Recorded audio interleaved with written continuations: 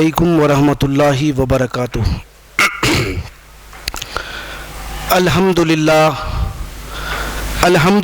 الذی لم یتخذ ولدا ولم یکن له شریک فی الملک ولم یکن له ولی من الذل وکبرہ تکبیرا۔ اللہ اکبر۔ اشہد ان لا الہ الا اللہ واشہد ان محمدا عبدہ ورسولہ، اما بعد۔ قال اللہ تبارک و تعالی فی القرآن المجید: اعوذ باللہ من الشیطان الرجیم، بسم اللہ الرحمن الرحیم۔ اقترب للناس حسابهم وهم فی غفلۃ معرضون۔ وقال تعالی: یعلمون ظاہرا من الحیاۃ الدنیا وهم عن الآخرۃ هم غافلون۔ وقال تعالی: قل انما یوحی الی انما الہکم الہ واحد فہل انتم مسلمون۔ وقال تعالی: فإلہکم الہ واحد فلہ اسلموا فبشر المخبتین۔ محترم سامعین کرام، قرآن مجید سے 4 مقامات کی آیتیں پڑھی گئی ہے۔ ہمارے لیے یہ آیات الحمدللہ غور کرنے کی جو ہے نا باتیں ہیں اس میں، وہ ترتیب یہ ہے کہ پہلی جو مقام کی آیت جو پڑھا ہوں میں، سورہ انبیاء کی پہلی آیت۔ دوسرے جو مقام کی آیت ہے وہ سورہ روم کی جو ہے 7 نمبر کی آیت۔ تیسرے جو مقام کی آیت ہے سورہ انبیاء کی 108 نمبر کی آیت۔ چوتھے مقام کی جو آیت ہے وہ سورہ حج 34 نمبر کی آیت۔ اللہ رب العالمین کے جو ارشادات ہیں، ان کے جو مطالب ہے وہ یہ ہے: اقترب للناس حسابهم وهم فی غفلۃ معرضون۔ لوگوں کے حساب کا وقت قریب آ گیا ہے، لیکن لوگ ہے کہ غفلت میں پڑے ہوئے ہیں۔ کس سے؟ موت کے بعد کی ابدی زندگی سے۔ وہ غفلت کیوں ہے، اس کی علت کیا ہے، یہ آیت جو دوسری میں نے پڑھی ہے اس میں اللہ بیان کر رہا ہے۔ کیوں غفلت برت رہا انسان؟ کیونکہ یعلمون ظاہرا من الحیات الدنیا وهم عن الآخرۃ هم غافلون۔ انسان دنیا کے ظاہری نفع اور ظاہری نقصانات سے واقف ہے، موت کے بعد کی ابدی زندگی کے جو ہے نا نتائج سے کیا ہے؟ غافل۔ پھر جب ہم اللہ کو الہ واحد مانتے ہیں تو پھر اس کا ظاہری طور پر تقاضا یہ ہونا چاہیے کہ ہماری عملی زندگی بدلنا چاہیے۔ اللہ رب العالمین کا یہ مطالبہ ہے ہم سے۔ کیا ہے وہ؟ اللہ فرماتے ہیں سورہ انبیاء کی جو 108 نمبر کی آیت جو میں نے پڑھی ہے: قل انما یوحی الی انما الہکم الہ واحد فہل انتم مسلمون۔ میری طرف وحی کی گئی ہے، کہہ دیجئے نبی صلی اللہ علیہ وسلم، میری طرف وحی کی گئی ہے۔ وہ کیا ہے؟ تمہارا معبود۔ معبود کے معنی پیدا کرنے والا، پالنے والا، موت اور حیات دینے والا، اور دوزخ اور جنت میں ڈالنے کے اختیارات رکھنے والا، اور ہماری بگڑی بنانے والا، ہماری فریاد رسی کرنے والا، حاجت براری کرنے والا، داتا گنج بخش، وہ اللہ رب العالمین ہے۔ اس کے سوا تمہارا کوئی معبود نہیں ہے۔ جب تم اللہ رب العالمین کو الہ واحد مانتے ہو، الحمدللہ ہم مانے ہیں، یہاں پہ جتنے بھی حاضرین ہیں اور مان رہے ہیں، تو پھر کیا اللہ رب العالمین کا جو مطالبہ ہم سے یہ ہے: فہل انتم مسلمون۔ کیا تم زندگی کے ہر معاملے میں جو شعبہ حیات میں اللہ رب العالمین نے ہدایتیں دیے ہیں، ان شعبہ حیات میں کیا اللہ کے فرما برداری اختیار کرتے ہو یا نہیں کرتے؟ پھر چوتھے مقام کی جو آیت ہے: فَإِلَٰهُكُمْ إِلَٰهٌ وَاحِدٌ فَلَهُ أَسْلِمُوا فَبَشِّرِ الْمُخْبِتِينَ۔ یہاں پر اللہ رب العالمین خوشخبری دے رہے ہیں، جب تم اللہ کو معبود یعنی اللہ کو الہ واحد سمجھتے ہو، حاجت براری میں، مشکل کشائی میں، فریاد رسی میں، موت اور حیات کا جو ہے نا مالک اللہ ہے، اور ہر نافع اور ضار میں اللہ رب العالمین، اس کے سوا کوئی معبود نہیں ہے، تو پھر اگر تم ثابت قدمی دکھاتے ہو زندگی کے ہر معاملے میں، یعنی اپنی گردن کو جھکاتے ہو اللہ کے مطیع اور فرما بردار بن گئے ہو تو پھر ایسے عاجزانہ روش اختیار کرنے والے، اللہ کے سامنے گردن جھکانے والے اور مقصد حیات کو آخرت بنانے والوں کا جو ہے نا انجام کیا ہے؟ ان کو خوشخبری سنا دو جنت کی۔ یہ آیات کے جو ہے نا مطالب ہے۔ اللہ رب العالمین کا شکر ہے کہ اللہ رب العالمین ہم کو پیدا کرنے کے بعد یوں ہی نہیں چھوڑ دیے، ہمارے لیے کیا ہے؟ ہدایت کا سامان زندگی کے ہر معاملے میں فراہم کیے ہیں۔ ابتدا آدم علیہ السلام سے ہوئی، جب انسانوں کو دنیا میں بسانا ہے تو ظاہر سی بات ہے کہ ان کے لیے جو ہے نا کیا ہونا؟ ہدایت کا راستہ فراہم کرنا اللہ کے ذمے ہے۔ ہدایت کے ساتھ ساتھ وہ سارے اسباب کو بھی اللہ رب العالمین کیا ہے؟ فراہم کر دیے، جس سے انسان کی ضرورت زندگی پوری ہو سکے۔ اور اس کے ساتھ ساتھ جب مقصد حیات آخرت ہے ہمارا تو کیا ہونا چاہیے؟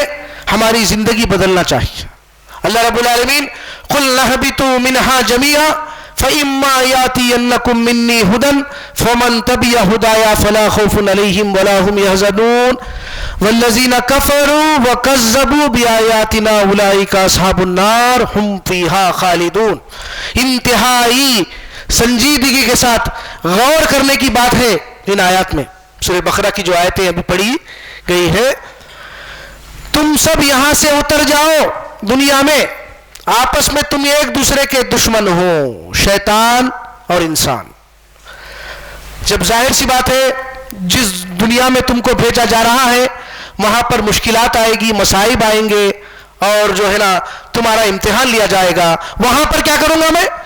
وقتاً فوقتاً میری طرف سے ہدایتیں آتی رہے گی، جو میری ان ہدایات پر موت کے بعد کی ابدی زندگی کو کیا کرے گا؟ مقصد حیات بنائے گا۔ اس کے لیے کسی قسم کا خوف جہنم میں جانے کا اور کسی قسم کا رنج جنت سے محرومی کا نہیں ہوگا۔ یہ اللہ رب العالمین کی طرف سے تیقن ہے۔ جہاں جا رہے ہو وہ امتحانی جو ہے نا منازل تم کو طے کرنا ہے، وہاں پر مختلف جو ہے نا چیزیں تم کو پیش آئے گی، تو کیا ہے؟ تم کو ہدایات میری طرف سے جو آتی رہے گی انبیاء کے شکل میں، کتابوں کی شکل میں۔ جو آخرت میں موت کے بعد کی زندگی میں مغفرت اور جنت کا مستحق بننا چاہتا ہے، اپنے آپ کو عذاب جہنم سے بچانا چاہتا ہے، تو وہ میری ہدایتوں پر جو عمل کریں گے ان کے لیے کسی قسم کا خوف اور کسی قسم کا غم نہیں ہوگا۔ جو میرے ہدایات کے خلاف زندگی گزاریں گے، جھٹلائیں گے، انکار کریں گے، سرے سے ایک انکار ہے، والذین کفروا وکذبوا، سرے سے انکار کرنے والے اور عمل سے ثبوت فراہم نہیں کرنے والے، عملی کفر بھی ہے۔ تو ان دونوں کا جو انجام ہے، ٹھکانہ ہے، وہ آخرت میں آگ ہے جس میں وہ ہمیشہ ہمیشہ رہیں۔ تو اللہ رب العالمین کوئی کام عبث نہیں کرتے۔ اللہ رب العالمین کی ذات کیا ہے؟ عبث کام کرنے سے، بیکار فضول کے کام کرنے سے منزہ ہے، پاک ہے، ہر قسم کے نقائص سے اس کی ذات پاک ہے۔ اس لیے اللہ رب العالمین کیا فرما رہے؟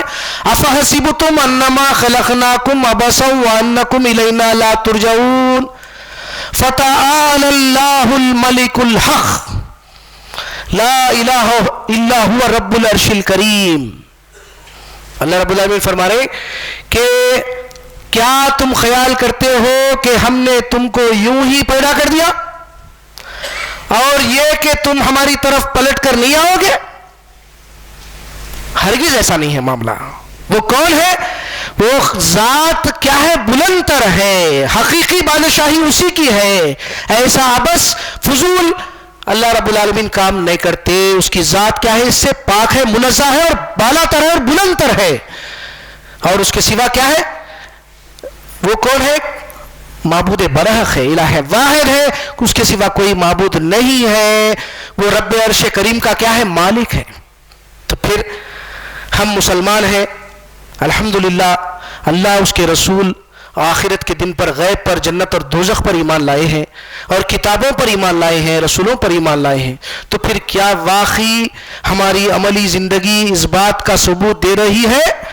کیا ہم وہ اعمال آگے بھیجنے کی کوشش کر رہے ہیں یا صرف ہماری یہ توانائیاں، یہ محنتیں، یہ کوششیں، یہ تدابیر ترقی کے صرف دنیا کے حد تک محدود ہو گئی ہے، جو کہ بالکل کیا ہے؟ انسان کو غفلت میں ڈال رہی ہے۔ وہ جو آیتیں میں نے آپ کے سامنے پڑھ کر سنائی معمولی بات نہیں ہے. اللہ رب العالمین کی ذات ایسا کام کرنے سے پاک ہے جی.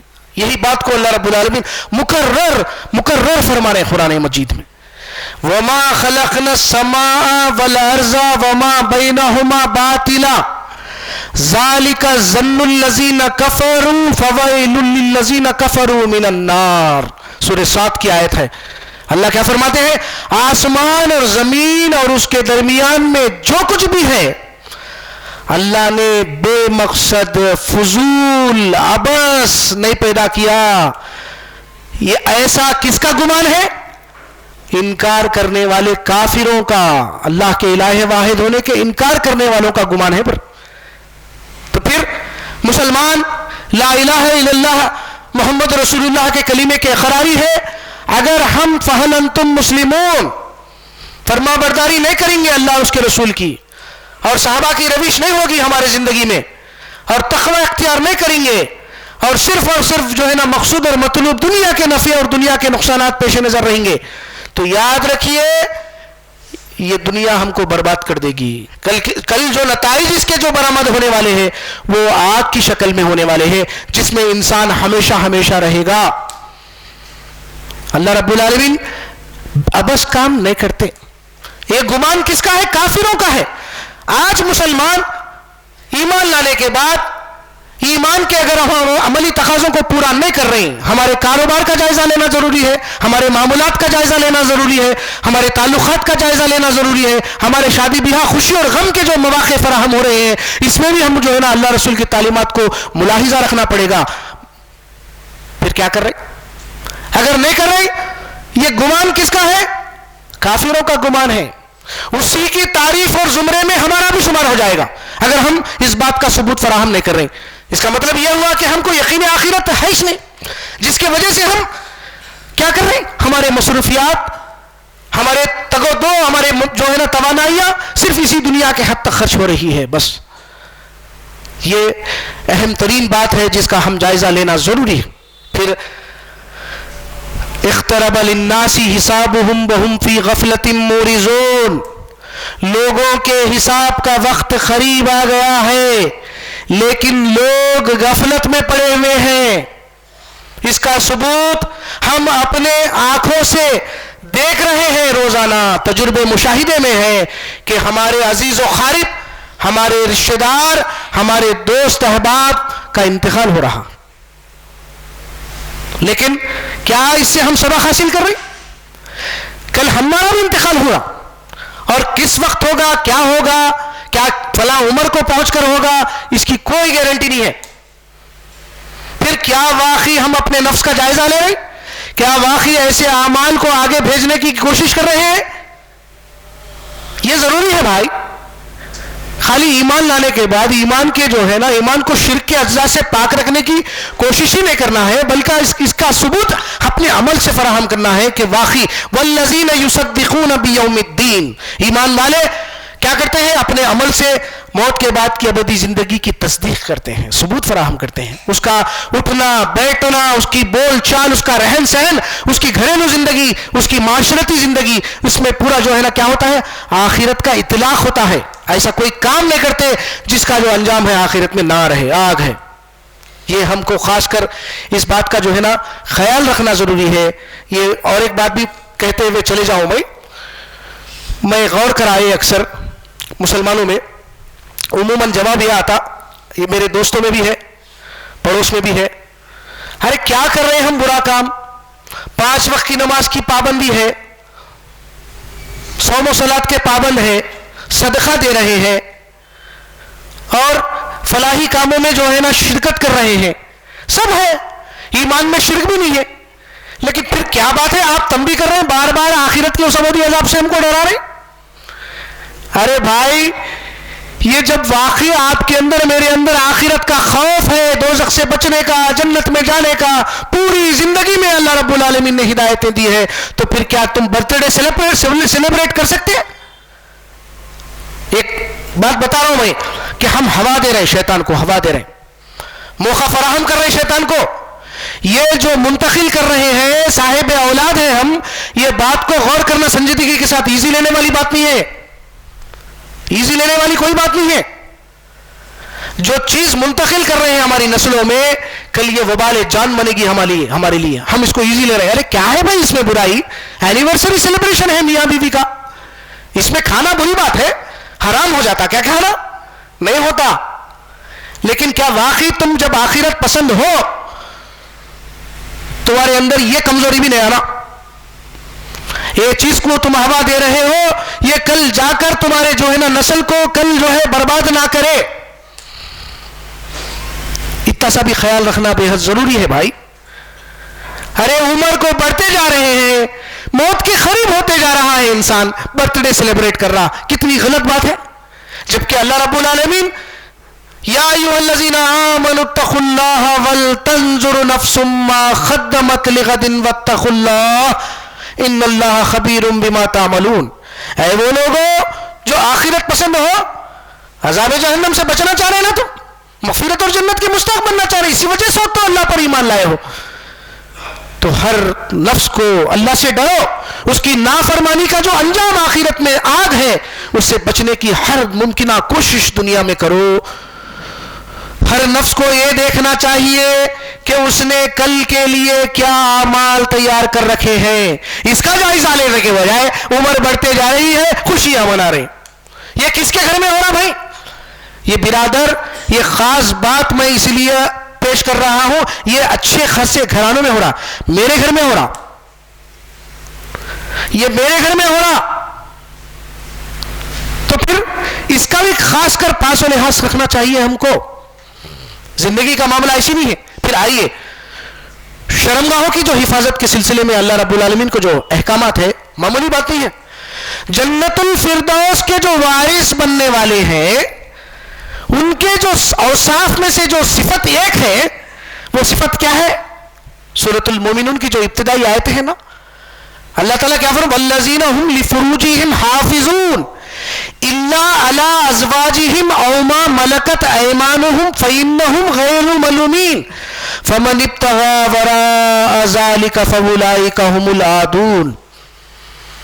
ایمان والے، جنت الفردوس کے مستحق بننے والے، ان کی کیفیت یہ ہوتی ہے، ان کی ایک صفت یہ ہوتی ہے، اپنے شرمگاہوں کی حفاظت کرتے ہیں، سوائے اپنی عورت، اپنی بیوی اور اپنی مملکہ عورتیں، لونڈیاں، ان کے سامنے اگر شرمگاہ کی حفاظت نہیں کرنے پر کوئی پکڑ نہیں ہے، ملامت نہیں ہے، اللہ رب العالمین نہیں پوچھے گا.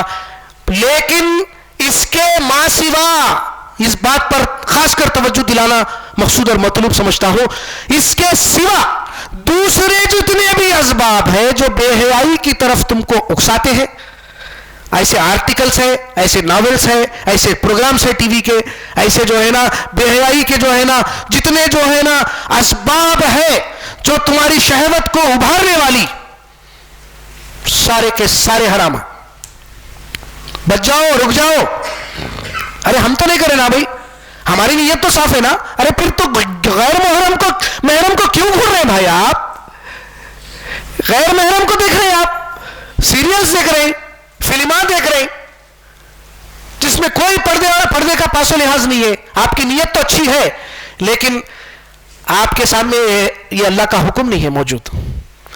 ایک ایسے اسباب کو ہوا دے رہے ہو جس کے لیے ایسے دروازے کھل رہے ہیں بے حیائی کے، جس کا ہم کو شعور نہیں ہے.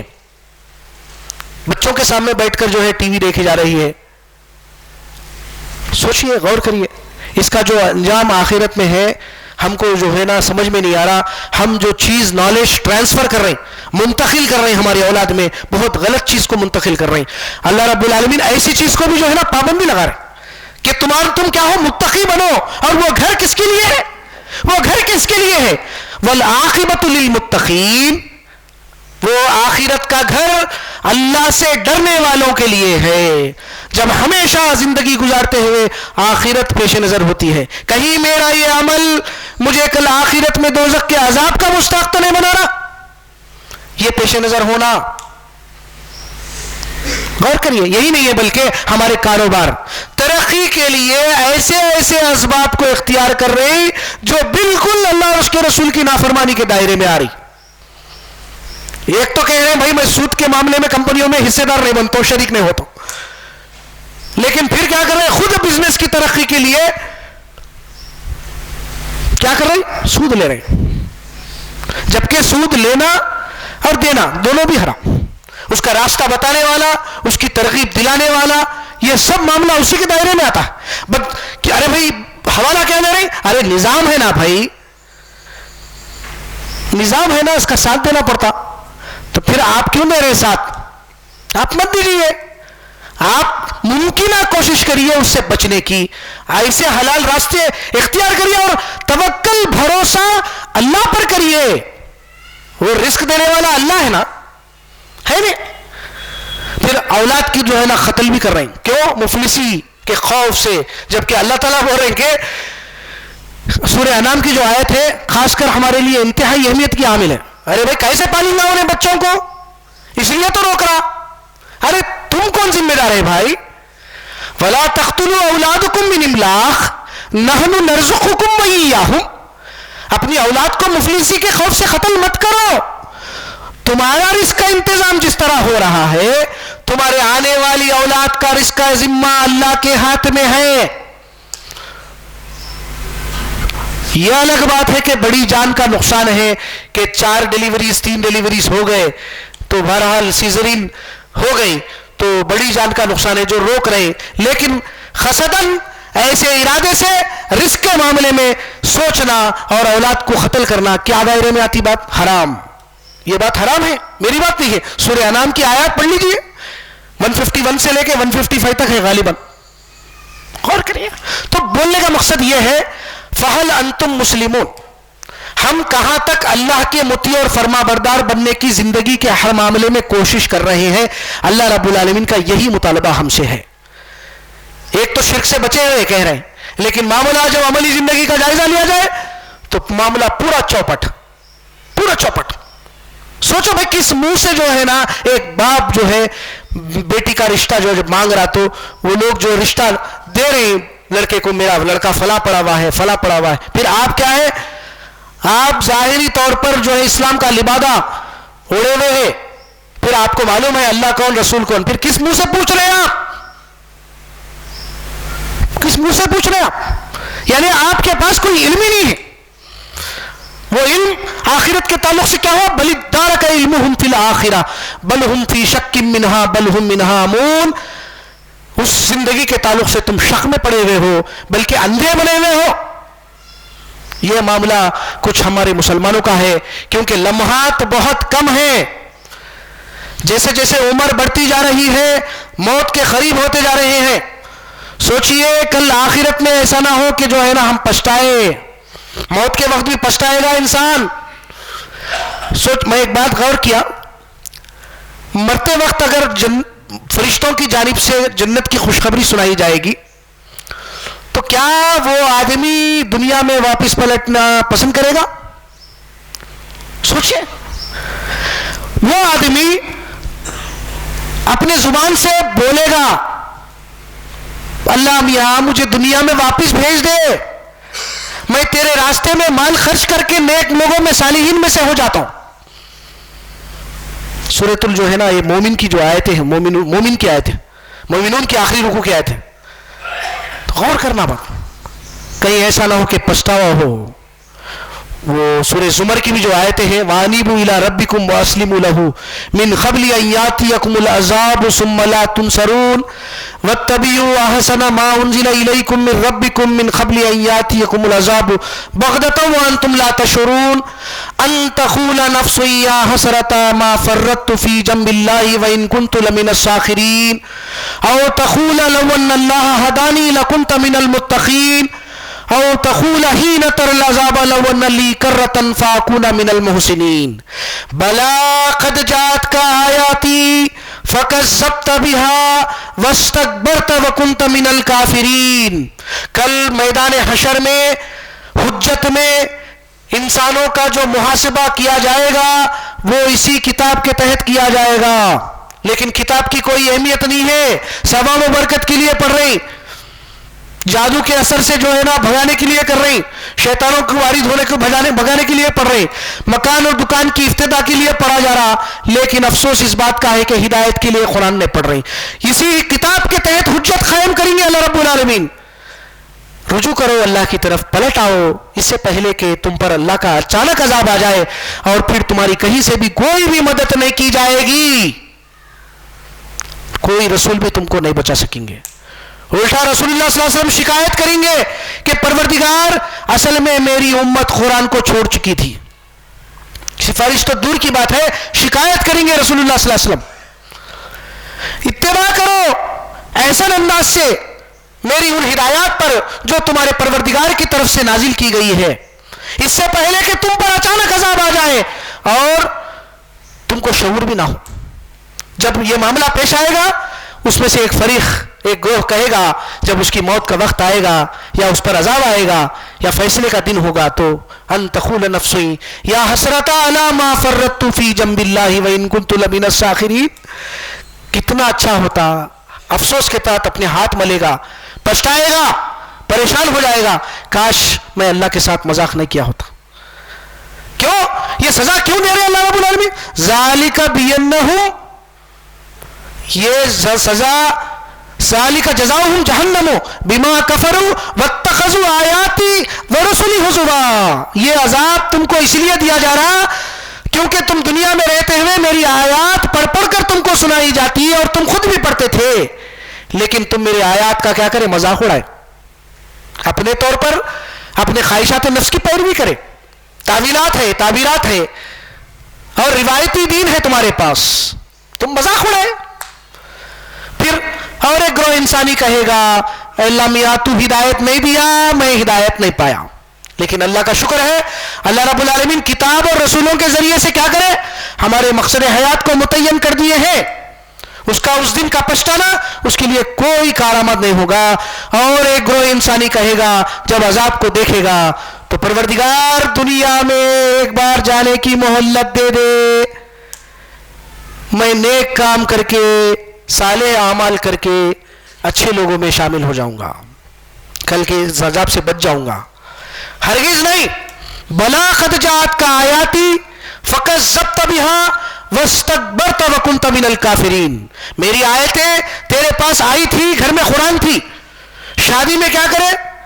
قرآن کو تحفے میں دیا گیا تو اس کو جو ہے نا جزدان میں لپٹ کے وہاں پر لگا دیے، لیکن تم کبھی غور نہیں کرے قرآن میں کیا ہے ہدایات، اس میں انسانوں کا ذکر ہے، تمہارا ذکر ہے، زندگی اور بندگی کی حیثیت سے تم کو اللہ نے ہدایتیں دی، لیکن تم برکت و ثواب کے لیے پڑھتے چلے گئے۔ سوچئے، آئی میری کتاب تمہارے پاس، لیکن تم کیا کرے؟ روایتی دین تھا تمہارے پاس، میری آیات کو جھٹلائے تم، آیات صاف تھی لیکن ہر قسم کے مشرکانہ عقیدے میں گرفتار ہو گئے اور عملی کفر ہے، جھٹلائے، تکبر کرے اور کافروں میں سے ہو گئے۔ تو یہ لہٰذا اللہ رب العالمین سے دعا ہے کہ ہم کو اللہ رب العالمین ثابت قدم رکھے موت تک، اور ہماری موت حالت اطاعت و فرما برداری میں آنا، یہی اللہ رب العالمین کا جو ہے نا مطالبہ ہے۔ یا ایھا الذین آمنوا اتقوا اللہ حق تقاتہ ولا تموتن الا وانتم مسلمون، اے وہ لوگوں جو ایمان لائے ہو اللہ سے ڈرو جیسا کہ اس سے ڈرنے کا حق ہے۔ وہ حق یہ ہے جب بھی، جہاں بھی، آفس میں، کاروبار کرتے ہوئے، گھر میں، معاشرے میں، بازار میں، جہاں بھی تمہاری موت آئے، وہ موت نافرمانی کی حالت میں نہیں ہونا، فرما برداری کی حالت میں ہونا، یہی اللہ رب العالمین کا مطالبہ ہے۔ بارک اللہ لی ولکم فی القرآن العظیم ونفعنی وایاکم بالآیات والذکر الحکیم، الحمد للہ رب العالمین۔